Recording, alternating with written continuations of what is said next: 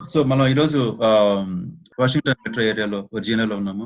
అలాగే తోటి మేరీలాండ్ లో జరుగుతున్న విషయాల్ని షేర్ చేసుకోవడం కోసమని చెప్పేసి అలాగే ఆట capital area Telugu society founder కొండ రామ్మోహన్ రెడ్డి గారు, అలాగే ఈయన ఆటా సర్వీసెస్ అమెరికన్ తెలంగాణ అసోసియేషన్ కూడా ఫౌండర్ అండ్ పాస్ట్ ప్రెసిడెంట్ గా చేశారు.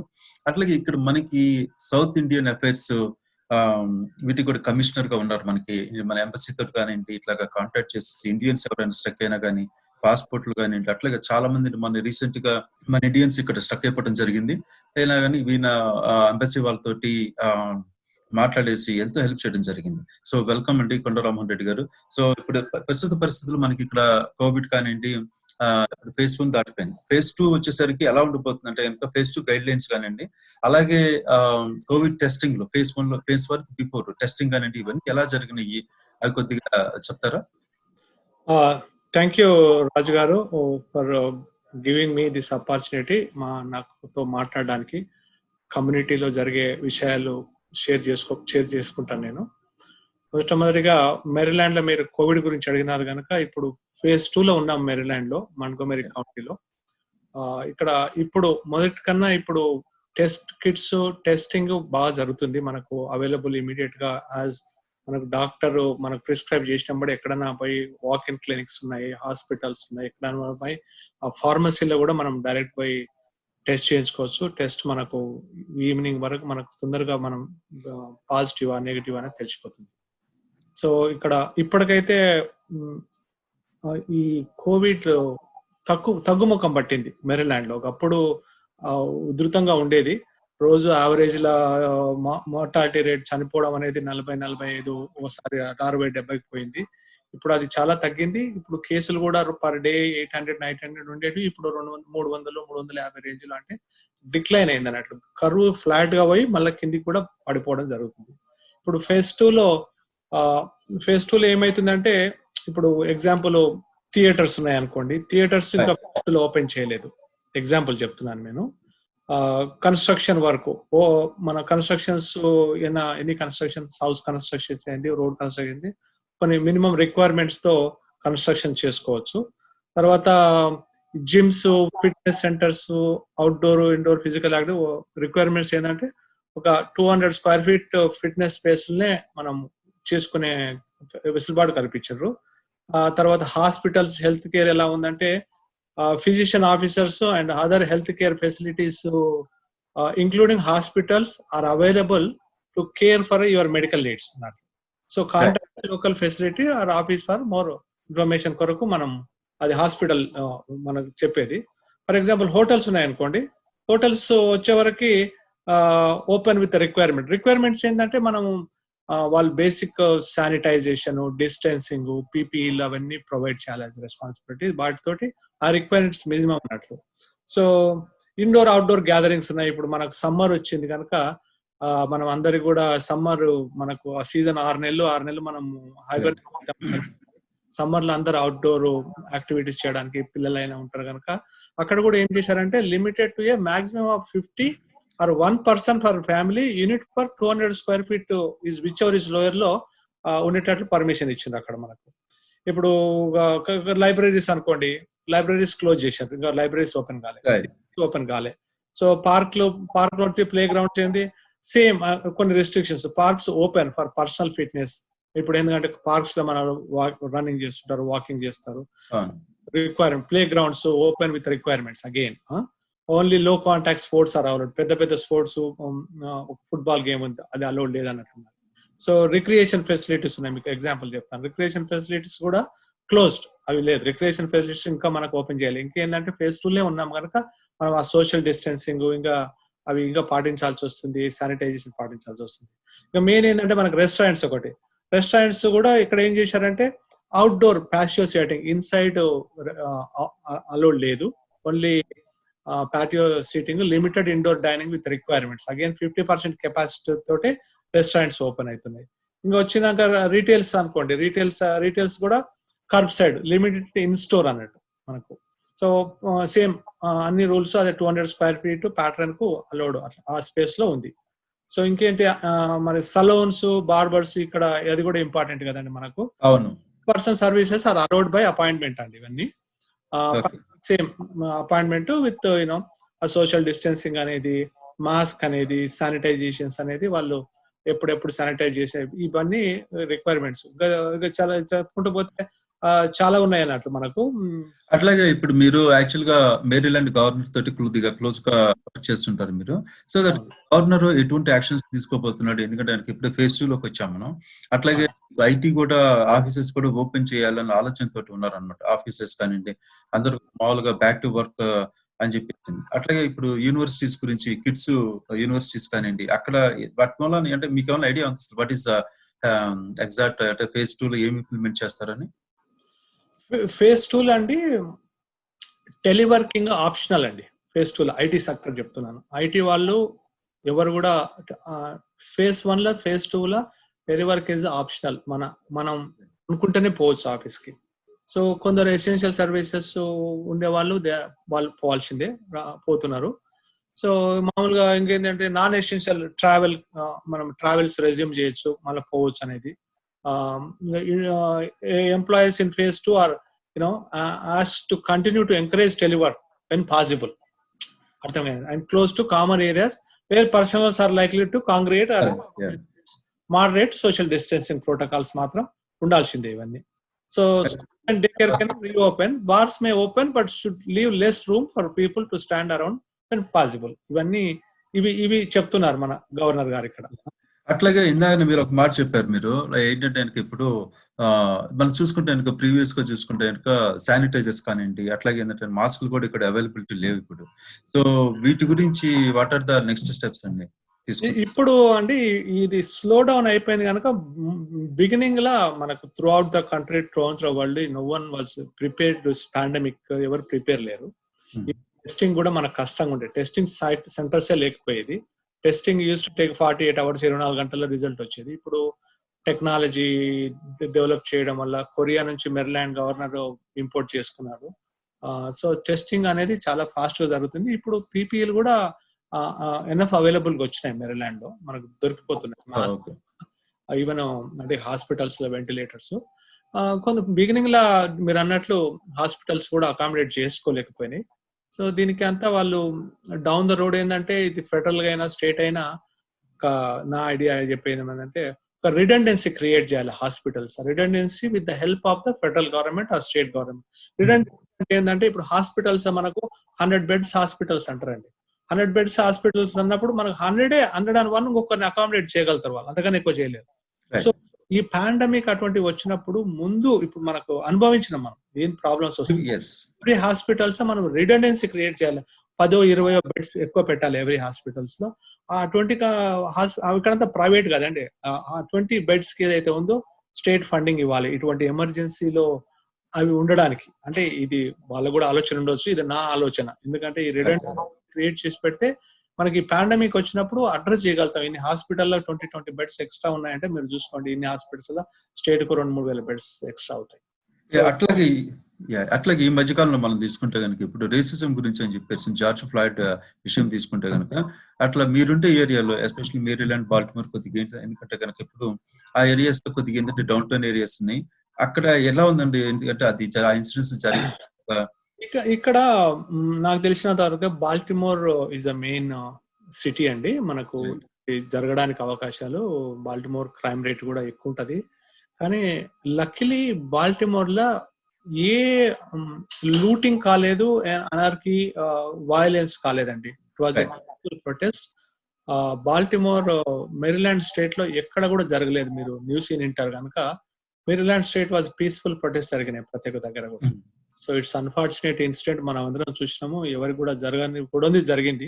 ఆ వీడియో చూస్తే మనం మానవతా దృక్పథంతో చూస్తే అది it was very horrible, unacceptable thing జరిగిందండి. అది అనుకోకుండా. అంటే ఇప్పుడు యాక్చువల్ గా మీరు చూసి ఉంటారు ఆ ఇన్సిడెంట్స్ జరిగిన తర్వాత ట్రంప్ చాలా ప్రొవోక్ చేసినట్టుగా, తన మెసేజ్ ద్వారా ప్రొవోక్ చేసినట్టుగా కానీ ఏమైనా అనిపించిందా మీకు? అంటే ఇప్పుడు మన ప్రెసిడెంట్ గారి గురించి చెప్పాలంటే he's not a politician. First thing ఆయన నోటికి వచ్చింది అనేస్తుంటాడు. అవతల వాళ్ళు ఎలా తీసుకుంటారు అనేది కూడా ఇంపార్టెంట్ మనకి. ప్రెసిడెంట్ కూడా అంటే తన కంట్రీ అల్లరి జరగాలి అనేది కోరుకోడు. But people how they take it is important. ఆయన మాటలు అలాగుంటే గనక జనాలు ఒక నెగటివ్ గా తీసుకుంటారు. ఇప్పుడు మీడియా కూడా అగెనెస్ట్ ఉంది కనుక more people reading the media దాన్ని ఆయన నెగటివ్ గా తీసుకోవడం జరిగింది. బట్ యూనో ఎలక్షన్స్ దగ్గరలోనే ఉన్నాయి. ఎవరికి మీరు స్టేట్మెంట్ చూస్తే కనుక ట్రంప్ ఇచ్చిన స్టేట్మెంట్ యాక్చువల్ గా అంటే కనుక అది స్టేట్మెంట్ అంటే ఆయనకి ఇప్పుడు అఫీషియల్ గా ఇచ్చారో లేదని ఒక స్టేట్ లో వహాయో అటువైపు వెళ్ళినప్పుడు, సారీ వహాయో నాకు కరెక్ట్ గా స్టేట్ రావట్లేదు, బట్ ఆయన ఒక మీటింగ్ లో ఎందుకంటే కనుక చెప్పారు ఏంటంటే కోవిడ్ టెస్టులు కూడా కొంతవరకు ఆపేసేయండి అని చెప్పేసి. అది ఎంతవరకు కరెక్ట్ అంటారు మీరు? అది కోవిడ్ టెస్ట్ లో ఆపేయడం అనేది నేను చూడలేదు ఏ సందర్భంగా చెప్పిండో గానీ, కోవిడ్ టెస్ట్ అనేది ప్రతి ఒక్కరికి ఇప్పుడు అది రైట్ కింద. మనకు జ్వరం వస్తే డాక్టర్ దగ్గర కూడా ఎలా రైట్ ఉందో కోవిడ్ టెస్ట్ చేయించుకోవడానికి కూడా every individual whoever is immigrant or non immigrant illegal అనేగలకి హ్యుమానిటేరియన్ గ్రౌండ్స్ లో టెస్ట్ చేసుకునే రైట్ ఉందండి. అది no one can do that. Right, ఆ రైట్ ఉంది, కరెక్ట్, మీరు చెప్పినట్టు రైట్స్ ఉన్నాయి. But at the same time as a president గా కోవిడ్ టెస్ట్లు ఎందుకంటే కనుక ఇప్పుడు ఫర్ ఎగ్జాంపుల్ తీసుకుంటే వర్జీనియా తీసుకుంటే దగ్గరగా 55,000 వరకు ఈ స్టేట్ లో ఉన్నాయి. మేరీలాండ్ తీసుకుంటే 63,000 వరకు మేరీలాండ్ లో ఉన్నాయి. ఇంకెలా డీసీలో తీసుకుంటే కనుక 10,000 కేసెస్ వరకు కన్ఫర్మ్డ్ కేసెస్ ఉన్నాయి. సో ఇట్లా ఉన్న ఈ టైంలో ఉంటే కనుక ఆయన ఈ చెప్పడానికి కూడా ఒక కారణం ఏంటంటే కనుక రాబోయే నవంబర్ లో ఎలక్షన్స్ జరగబోతున్నాయి. దాని మీద ఉన్న ఇంపాక్ట్ ఉంటుంది ఉద్దేశంతో చెప్పండొచ్చు అంటారా? ఇప్పుడు ట్రంప్ ఇన్ కేసు మీరు ట్రంప్ చెప్పినా కూడా మీరు ఈ దేశంలో states are controlled by people. States కు పవర్ ఉండదు. ప్రెసిడెంట్ చెప్పినంత మాత్రాన ఆ రూల్స్ ఇంప్లిమెంట్ కావు. అదొకటి మనం తెలుసుకోవాలి. So governor is a more superior and powerful. Governor makes the rules. ఇక్కడ ఏ స్టేట్ లో అయినా సరే ట్రంప్ చేసినంత మాత్రాన గవర్నర్ యాక్సెప్ట్ చేసుకోవాలి. Trump cannot invoke any rule తీసుకురావచ్చు. ఎప్పుడంటే గవర్నర్ అనే పర్సన్ అసమర్థుడై తను చేయలేకపోతుంటే సూపర్ పవర్ వాడి ప్రెసిడెంట్ తీసుకోవచ్చు, ఆ స్టేట్ కంట్రోల్ తీసుకోవచ్చు. But president cannot go to the state and ఆయన పోయి ఏమి రూల్స్ తీసుకోలేడు, మిలిటరీని పెట్టలేడు. పవర్ కావాల్సిందే. Governor can go to supreme court and get the permissions back. ఇక్కడ అది ఆయన మాట్లాడిండొచ్చు కానీ అది ఇంప్లిమెంట్ కాదండి. అది అట్లాగే ఇప్పుడు ఇంకోటి అండి వెరీ ఇంపార్టెంట్ ఏంటంటే ఇప్పుడు మనకి విజిటింగ్ వీసా మీద కానివ్వండి ఇట్లా వచ్చేసి ఇండియా నుంచి చాలా మంది ఇక్కడికి వచ్చేసి స్టక్ అయిపోయినారు. అట్లాగే చాలా మంది ఇండియన్స్ లైక్ ఏంటంటే అమెరికన్ సిటిజన్స్ వెళ్ళిపోయి ఇండియా వెళ్ళి స్టక్ అయిపోయినారు. సో ఎట్లా ఎంబసీ ద్వారా మీరు యాక్చువల్ గా ఆయన మీకు చాలా ఇప్పుడు బిగినింగ్ లాంటి అంటే నాకు చాలా అంటే మనం కమ్యూనిటీలో ఉంటాం కనుక ఫ్రెండ్స్ ద్వారా మనకు పరిచయాల ద్వారా మన దగ్గరికి అడుగుతుంటారు. అంటే ఈ కైండ్ ఆఫ్ సిచ్యువేషన్స్ లో బిగినింగ్ లో మనకి ఏ ఫ్లైట్స్ లేవు. తర్వాత ఇండియన్ గవర్నమెంట్ స్టార్ట్ చేసింది. యుఎస్ గవర్నమెంట్ అనేది ఆల్ సిటిజన్స్ ని వాళ్ళు ఎంతవరకు తీసుకొచ్చేసుకున్నదండి. ఇండియన్స్ తెచ్చారు, తీసుకొచ్చేసుకున్నది యుఎస్ సిటిజన్స్. అంటే మనం యుఎస్ సిటిజన్స్ ఇండియాలో ఉన్న ఇండియన్స్ యుఎస్ సిటిజన్స్ అయినా వాళ్ళని తీసుకొచ్చే వాళ్ళు వచ్చేసారు. వేరేజ్ ఇక్కడ మన ఎగ్జాంపుల్ పేరెంట్స్ వచ్చింటారు, విజిటింగ్ వీసా వచ్చింటారు, వీళ్ళందరినీ కూడా తీసుకుపోవడానికి they have started Vande Bharat mission అనేది స్టార్ట్ చేశారు. చేయడం వల్ల ఏమైందంటే వెబ్సైట్ ఓపెన్ చేసి రిజిస్ట్రేషన్ చేశారు. ఓవర్ నైట్ 25,000 మంది చేశారండి registration India.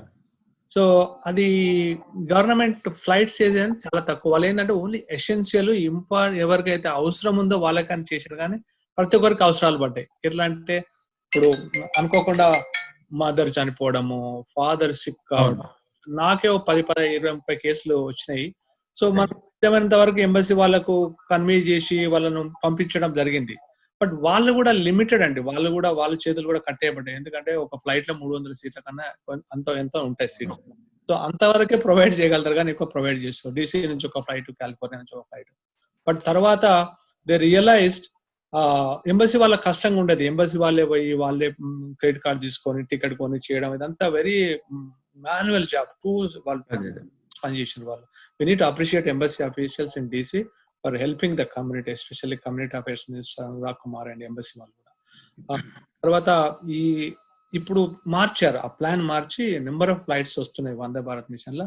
Anybody can go as long as you register with embassy. మీరు they can on their own they can book the flight and go. ఇంకోటి ఇబ్బంది ఏం జరిగిందంటే OCI కార్డు వాళ్ళ పేరెంట్స్ చనిపోయారు, వాళ్ళు పోలేకపోయారు బిగినింగ్ లో. తర్వాత కమ్యూనిటీ రిక్వెస్టెడ్ ద ఎంబసీ ఇది కూడా మీరు అలో చేయాలి అంటే. ఇంకో ఎగ్జాంపుల్ చెప్తాను. పేరెంట్స్ ఇద్దరు ఇండియన్ సిటిజన్స్ ఉంటారు, పిల్లలు ఇక్కడ పుట్టింటారు, వాళ్ళకి ఓసీ కార్డు ఉంటుంది, వాళ్ళని ఫ్లైట్ లో అలో చేయలే, పేరెంట్స్ పోయిన పిల్లల్ని అలో చేయలే. It was very typical situation వచ్చేసింది. తర్వాత కూడా ఇండియన్ గవర్నమెంట్ అలో చేసింది. నవ్ ఐ థింక్ ఇప్పుడు స్మూత్ అయింది, ఫ్లైట్స్ వస్తున్నాయి, పీపుల్ ఆర్ గోయింగ్, కొంచెం చేంజ్ అయింది. బిగినింగ్ లో చాలా ఇబ్బంది పడ్డారు ఎంబసీ వాళ్ళైనా.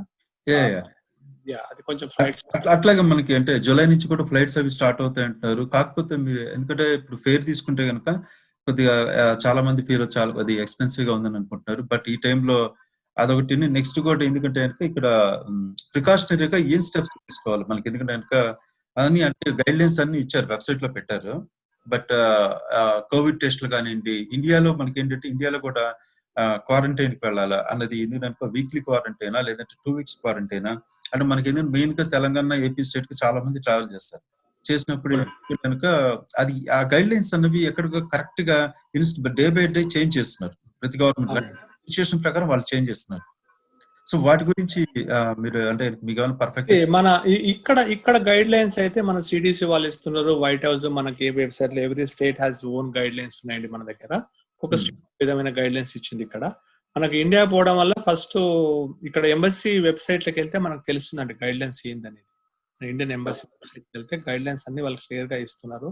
అక్కడ పోయిన తర్వాత హౌ మెనీ డేస్ క్వారంటైన్ కావాలి. ఐ థింక్ ఇప్పుడు డౌన్ ద రోడ్ ఇప్పుడు అన్ని తీసేసిండ్రు అనుకోండి క్వారంటైన్ అంటే అది చాలా ఇబ్బంది అండి క్వారంటైన్ అని. హోటల్ స్టార్ట్ అయిపోయినాయి, ఇవన్నీ ఎక్స్పెన్సివ్ అవుతున్నాయి. ఇప్పుడు మీరు ఎగ్జాంపుల్ చెప్తున్నాను, వాళ్ళ మదర్ చనిపోతుందని అబ్బాయి వెళ్తున్నాడు, మదర్ చనిపోయినాక అబ్బాయి వెళ్ళినాక 14 days క్వారంటైన్ అయిన తర్వాత పొమ్మంటే అక్కడ పోయిన ఫలితం ఏముంటుందండి? ఐ డోంట్ థింక్ పోవడమే వేస్ట్ అనిపించింది నాకు. ఇప్పుడు ఫేజ్ 2 ఇండియాలో కూడా ఫేజ్ 2 వచ్చింది కనుక అందరు కూడా తిరుగుతున్నారు, they are going. I don't think it's a problem. ఇప్పుడు ట్రావెల్ స్టార్ట్ అయిపోయింది, బాగానే వెళ్తున్నారండి. అక్కడ నుంచి కూడా ఇక్కడికి వస్తున్నారు చాలా మంది విజిటర్స్, మళ్ళీ రావడం జరుగుతుంది. ఓన్లీ థింగ్ ఏంటంటే ఇప్పుడు ఇక్కడ చూడండి, ఫేజ్ 2 ఓపెన్ అయిన తర్వాత కేసులు బాగా పెరిగినాయి. అవును, 15-27 నుంచి 30,000 35,000కి వెళ్ళినాయి. ఎందుకంటే సోషల్ డిస్టెన్స్ పార్టిసిపేట్ కావట్లేదు, అందరు కలుస్తున్నారు. సో మన ఇండియన్ కమ్యూనిటీ ఉన్నంత వరకు I think we're all very conscious గా ఉంటున్నాము, ఎవరెక్కడ పోవట్లేదు. నా రిక్వెస్ట్ కూడా ఏంటంటే మనం ఈ సోషల్ డిస్టెన్స్ కు మెడిసిన్ వ్యాక్సినేషన్ వచ్చేంత వరకు మన జాగ్రత్తలో మనం ఉంటే చాలా మంచిది. తర్వాత మనం అది పోయి వచ్చిన తర్వాత ఈ టెన్షన్ బాధపడడం కన్నా మన మీద మా సీనియర్స్ కరెక్ట్. కానీ ఇంకా ఇంకోటి నేను నోటీస్ చేసింది, ఎందుకంటే కనుక ప్రతి అంటే స్టూడెంట్స్ మటుకు చాలా ఇబ్బంది పడుతున్నారు. ఇక్కడ ఓపీటీ స్టూడెంట్స్ వాళ్ళు వీళ్ళు కొంతమంది చాలా మంది ఇబ్బంది పడుతున్నారు అని చెప్పేసి అని, రెంట్లు కట్టలేని పరిస్థితి. ఇంకా అట్లాగే అలాగే వాళ్ళ గ్రోసరీస్ కానివ్వండి కొద్దిగా ఇబ్బందికరంగా ఉందని చెప్పేసి అని విన్నాను. అక్కడ మేరీలాండ్ అయితే అండి మాకు తెలిసినంత వరకు మేము డిఫరెంట్ ఆర్గనైజేషన్స్ తో కోఆర్డినేట్ చేసి సాధ్యమైనంత వరకు ఎవరికి అవసరాలు ఉన్న వాళ్ళకి అందరికి హెల్ప్ చేయడం జరిగిందండి. గ్రోసరీ ఇప్పుడు దర్ ఇస్ లిమిటెడ్ గానే చేయగలుగుతామండి, మొత్తం చేయలేం మనం. మీకు చాలా మంది కూడా స్టూడెంట్స్ ఎలా ఉన్నారంటే ప్రతి ఒక్కరికి ఎవరో తెలిసిన వాళ్ళు ఉన్నారు, వాళ్ళు అక్కడ అకామిడేట్ అయిపోయారు. తెలియని వాళ్ళకి కూడా ఇక్కడ మన హోటల్ కమ్యూనిటీ మన వాళ్ళే ఎక్కువ ఉన్నారు కనుక వాళ్ళు రూమ్స్ ఇచ్చిండ్రు, వాళ్ళ దగ్గర అకామిడేట్ చేయడం జరిగింది. ఎప్పుడైతే ఫ్లైట్ స్టార్ట్ అయినావో most of the students India వెళ్ళిపోయారు. అదే ప్రయారిటీ ఇచ్చిండ్రు, ఎందుకంటే ఇండియన్ ఎంబసీ గైడ్ లైన్స్ కూడా ఎవరెవరు పోవచ్చు, ఫస్ట్ స్టూడెంట్స్, తర్వాత సిక్ ఉన్న పేరెంట్స్ సిక్ ఉంటే వాళ్ళకు, ఇక్కడ సిక్ ఉన్న వాళ్ళకే అవకాశం ఇచ్చింది కనుక స్టూడెంట్స్ చాలా వరకు వెళ్ళిపోయారు ముందే. ఇప్పుడు I don't think any students ఇక్కడ ఉన్నారంటే వాళ్ళ ఇష్టంతో ఉన్నారు, పోవాలనుకున్న వాళ్ళే ఉన్నారు కానీ పోవాలనుకున్న వాళ్ళు వెళ్ళిపోయారు మాక్సిమం స్టూడెంట్స్. సో ఇంకొకటి అంటే ఇది నాకు వచ్చిన అంటే ఒక చిన్న సలహా అనుకోవచ్చు. మీరు ఎందుకంటే నేషనల్ వైడ్ ప్రెసిడెంట్ గా చేశారు, నేషనల్ వైడ్ ఆర్గనైజేషన్ ప్రెసిడెంట్ గా చేశారు, ఫౌండర్ గా ఉన్నారు, అలాగే మల్టిపుల్ సర్వీస్ ఓరియంటెడ్ ఆర్గనైజేషన్స్ లో మీరు అడ్వైజర్ కానీ ఇట్లా చేసే అడ్వైజర్స్ కానీ ఇస్తూ ఉంటారు. సో మనకి ఇన్ ద ఫ్యూచర్ లో ఒక డేటాబేస్ లాగా ఎవరైనా ఇండియన్స్ ఏపీ స్టేట్ నుంచి కానివ్వండి, లేదంటే Telugu first start with Telugu people, మనకి ఏంటంటే ఎవరైనా ఇక్కడికి రాగానే ఒక చోట అంటే రిజిస్టర్ చేసుకొని ఫర్ ట్రేసింగ్ అంటే ట్రాకింగ్ పర్పస్ ఏదంటే ఒక క్యాండిడేట్ ఇక్కడ ఉన్నాడు అట్లా మనకి ఏంటంటే ఒక సెంట్రలైజ్డ్ డేటాబేస్ ఉందనుకోండి. అంటే అది వెరీ గుడ్ క్వశ్చన్ అండి. అంటే నేనే చాలా దగ్గరలో ఎంబసీ వాళ్ళు వచ్చినాక స్టూడెంట్ రిజిస్టర్ చేస్తున్నారు. ఒకటి మనము ఎవరు వచ్చింది ట్రాక్ చేయడానికి ఎక్కడ సిస్టమ్ లేదండి. ఓన్లీ చదువుతారు. వాడు వచ్చిన తర్వాత పోయేది కూడా, వాడు ఎప్పుడు పోయేది కూడా ఎవరికి తెలియదు. అది అది ఎలా చేయాలో అనేది ఇప్పుడు గవర్నమెంట్ స్టార్ట్ చేసింది, ఇండియన్ గవర్నమెంట్ స్టార్ట్ చేసింది రిజిస్టర్ చేసుకోవాలని. కానీ ఒకసారి రిజిస్టర్ చేసుకుంటారు, రెండోసారి చేసుకోవడానికి లేదు. సో నీకు ఇంకా అది ట్రాకింగ్ అనేది లేదండి. ఇప్పుడు మనం చాలా మంది నాకు సడన్ గా ఎంబసీ నుంచి ఫోన్, మన కమ్యూనిటీలు ఉంటాం కనుక తెలుగు వాళ్ళు ఉన్నారు కనుక ఎప్పుడైనా ఫోన్స్ వస్తాయి. ఎవరో గ్యాస్ స్టేషన్ లో పనిచేస్తుంటాడు, చనిపోయింటారు ఎగ్జాంపుల్. వాళ్ళకు వాళ్ళు ఎక్కడ ఉంటారు, ఏముండరు, ఎప్పుడు వచ్చింది అనేది కూడా వాళ్ళకు ఇన్ఫర్మేషన్ ఉండదండి, చాలా మంది తెలియదు. ఎందుకంటే మన తెలుగు వాళ్ళే ఎక్కువ విక్టిమ్స్ అండి దీంట్లో. ఎందుకంటే మన వాళ్ళు ఎక్కువ ఉన్నారు కనుక ఆర్థికంగా ఇబ్బందులు ఉండి వాళ్ళు ఏదో చిరు ఉద్యోగాలు చేయాల్సి వస్తుంది. ఇట్స్ ఇల్లీగల్, మనం చేయొద్దు, కానీ తప్పని పరిస్థితుల్లో చేస్తున్నారు. మనం అప్పటి కూడా రికమెండ్ చేస్తాం, ఎవరు కూడా అటువంటి ఉద్యోగాలు చేయొద్దు, గ్యాస్ స్టేషన్లు చేయొద్దు, సేఫ్ కాదు అనేది. అయినా వాళ్ళు వాళ్ళ అవసరాలకు మనం చెప్పింది కొంతవరకే వింటారు. వాళ్ళు ఏదో అవుతుంది అనేది చేస్తుంటారు కనుక మీ ఇస్ వెరీ ఇంపార్టెంట్ అండి. నేను చాలా సార్లు కూడా ఎంబసీ ఆఫీసర్ తోటి డిస్కస్ చేసినప్పుడు చెప్పిన, ఎలా చేద్దామంటే వాళ్ళకే అది అవుట్ సైడ్ ఉందనండి, అంటే ఎలా చేద్దాం అనేది మనల్ని సజెషన్ అడుగుతున్నారు వాళ్ళు. అంటే స్టూడెంట్ వస్తాడండి, ఒక్కసారి అవుతాడు, రిజిస్ట్రేషన్ అవుతాడు ఎంబసీలో, తర్వాత నీకు ఫోన్ నెంబర్ ఉండదు, వాళ్ళు ఎక్కడ ఉంటాడో తెలియదు మనకు కొంతవరకే. ఎంబసీ అనేది సర్వీసెస్ వరకే గానీ తర్వాత ఈ కమ్యూనిటీ నుంచి ఎవరెవరు ఎక్కడ ఉంటుందో నుంచే బయటికి రావాల్సి వస్తుందండి. కానీ మీ ఐడియా వెరీ గుడ్ అండి. ఇండియన్ గవర్నమెంట్ అనేది దాని గురించి ఆలోచించి పెద్ద థింక్ ట్యాంక్ ను పెట్టి అటువంటిది ఏదైనా చేస్తే బాగుంటుంది. అట్లాగే నేను, ఎందుకంటే కనుక ఒక ఇండియన్ గవర్నమెంట్ మీదే కాకుండా ఇక్కడ ఉండే మనకి పెద్ద పెద్ద లైక్ తానా కానివ్వండి, ఆటా కానివ్వండి, చాలా నేషనల్ వైడ్ ఆర్గనైజేషన్స్ ఉన్నాయి. వాళ్ళందరూ కూడా కరెక్ట్ గా అట్లీస్ట్ ఏంటంటే ఓకే ఇక్కడికి వచ్చారు, ఏదో ఒక సెంట్రలైజ్డ్ రిపాజిటరీగా మనకు ఉందనుకుంటే డేటాబేస్ లో ఉంటే చాలా యూస్ఫుల్ అవుతుంది. అంటే ఇండియన్ గవర్నమెంట్ చేస్తే ఇంకా చాలా అద్భుతంగా ఉంటుంది. బట్ అయితే వాళ్ళు చేయలేని పరిస్థితి అనుకోండి, డెఫినెట్ గా ఆర్గనైజేషన్స్ లోకల్ గా నేషనల్ వైడ్ ఆర్గనైజేషన్స్ మాత్రమే చేయగలుగుతాయి. ఇంత పెద్ద డేటాబేస్ ఉంటుంది, ప్రతి స్టేట్ లో ఉండాలి వాళ్ళకి. సో వాళ్ళకి నెట్వర్క్ ఉంటుంది కాబట్టి. సో ఇది ఏమన్నా కొద్దిగా ఏంటంటే ఇలాంటి అంటే ఇప్పుడు సీనియర్స్ ఒక ఇనిషియేటివ్ గా తీసుకొని చేసుకుంటే బాగుంటుందని ఒక ఆలోచన. ఇది వెరీ లెబోరియస్ వర్క్ రాజు గారు. ఇప్పుడు అంటే లెబోరియస్ అంటే మనం పర్సన్ టు పర్సన్ రీచ్ కావాలి. మీకు తెలుసు నేషనల్ ఆర్గనైజేషన్ మెంబర్షిప్ ఎంత ఉంటుందంటే ఉంటుంది, 10,000 మెంబర్షిప్ అసోసియేషన్ ఉంటుంది అనుకోండి. కానీ ఆ నేషనల్ అసోసియేషన్స్ ఏమైతుందంటే 2 ఏళ్లకు ఒకసారి మారుతుంటారు, వాళ్ళ ప్రయారిటీస్ వాళ్ళకు ఉంటాయి, వాళ్ళ గోల్ అంతా కన్వెన్షన్ చేయాలనే గోల్లోనే ఉంటారు. మోర్ సర్వీస్ ఓరియంటెడ్ కన్నా కన్వెన్షన్ ఓరియంటెడ్ ఎక్కువ ఉంటారు. అంటే నేను అందరు మిత్రులు నన్ను చూసి ఏదైనా అనుకోవచ్చు, కానీ బట్ ఉన్నది ఉన్నట్లు చెప్తున్నాను నేను. మన గోల్స్, మన ఆర్గనైజేషన్ గోల్స్ ఒకటి ఉంటాయి, కానీ మనం చేసే విధానాలు మనం కన్వెన్షన్ ఓరియంటెడ్ ఎక్కువ ఉంటుంది. National association convention is ultimate goal. ఎందుకంటే all associations are cultural association, we are non profits but cultural oriented associations ఎక్కువ శాతం.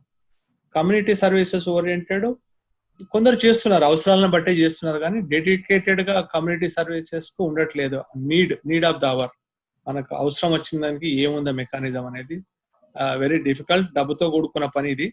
మనం కోఆపరేట్ చేయరండి. ఇప్పుడు కొత్త స్టూడెంట్స్ వస్తారు, ఇండియా నుంచి వస్తారు, ఈ అంటే ఒక పాజిటివ్ ఇది లేదు, ఆలోచన లేదు అసోసియేషన్స్ మీద, ఒక మంచి అభిప్రాయం. అది ఏదో వీళ్ళు రాజకీయాల కొరకు చేస్తుంటారు, వాళ్ళ దాని కొరకు చేసుకుంటే అభిప్రాయాలు ఉన్నారు కనుక వాళ్ళు దూరంగానే ఉంటారు. ఇప్పుడు వచ్చే స్టూడెంట్స్ అంతా వాళ్ళు మనకు అసోసియేషన్ కొత్తగా వచ్చేవాళ్ళు. సో మీ ఐడియా వెరీ గుడ్ ఐడియా రాజు గారు. ఇది అవసరం నాకు కూడా, నేను కూడా చూస్తున్నాను కనుక కమ్యూనిటీలో ఉంటుంది కనుక అవసరం. కానీ అది నాకు తెలిసినంత వరకు నేషనల్ అసోసియేషన్స్ సక్సెస్ చేయలేవు అది ఇంతవరకు.